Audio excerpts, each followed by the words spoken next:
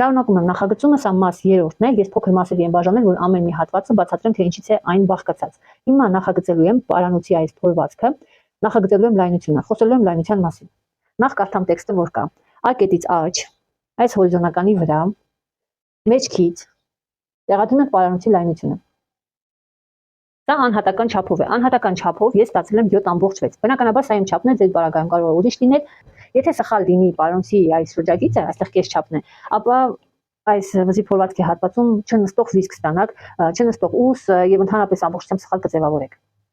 Պարանոցի լայնությունը ստանդարտ տարբերակով առաջարկում է 7 սանտիմետր,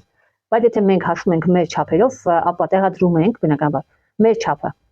Իմ բaragայում այն 7.6 է, ես տեղադրելու եմ 7.5։ Դա երկու կետն է։ Այս կետը ցույց է տալիս մեր վզի հիմքի կետը։ Վզի հիմքի կետ ասելով մենք հասկանում ենք,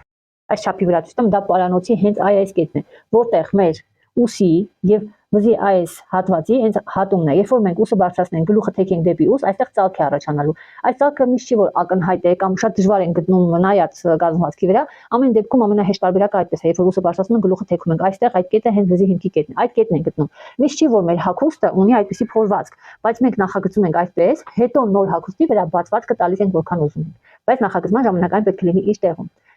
Հիմա պետք է իջեցնենք, որ տանք փորվածք, ոնց ենք որոշում, որքան իջեցնենք։ Այստեղ ցույց կտամ նկարի վրա, ուրեմն այստեղ 7-րդ ողջ կա, սա վզի հիմքի կետն է։ 7-րդ ողի եւ վզի հիմքի կետը, այսինքն եթե ուղիղ գծեմ, այս կետի միջև կա հեռավորություն։ Այդ հեռավորությունը հենց այդ փորվածքի համար նախատեսված հեռավորությունն է։ Մենք չափը տեղադրել ենք այս չափից, մենք գտել ենք հենց այս կետը, այսինքն մենք իջեցնելու ենք, որպեսզի փորվածքը տանք։ Բայց կան մեթոդներ, որտեղ կառուցման համար օգտագործվում է այս չափը։ Այդ դեպքում մենք կբարձրացնենք, որ հասնենք այս կետին։ Բայց այստեղ մենք իջեցնում, որտեղ մեր գծագրի վրա A կետը հենց այստեղ, այս վերևն է։ Որպեսզի մենք ունենանք այս փորվածքը, մենք իջեցնում ենք։ Սա ասում եմ, որպեսզի դուք իմանաք, որ տարբեր մեթոդներում տարբեր ձև է եւ չկա ճիշտ եւ սխալ տարբերակ, կա նախագծման մեթոդ։ Միտեղ իջեցնում եմ, մյուստեղը բարձրացնում եմ։ Ոնց հասկանանք, որքան իջեցնենք։ Իհարկե, էլի նորից տարբեր մեթոդներով տարբեր է, բայց այստեղ առաջարկվում է այս թիվը, որ դուք ստացել եք, դե ես այստեղ ստացել եմ արդեն կլորացրած։ Այս թիվը մենք բաժանում ենք 3-ի։ 2.5 սանտիմետր ես իջեցնելու եմ երկու կետից ցած։ Ուղիղ անկյուն պետք է լինի։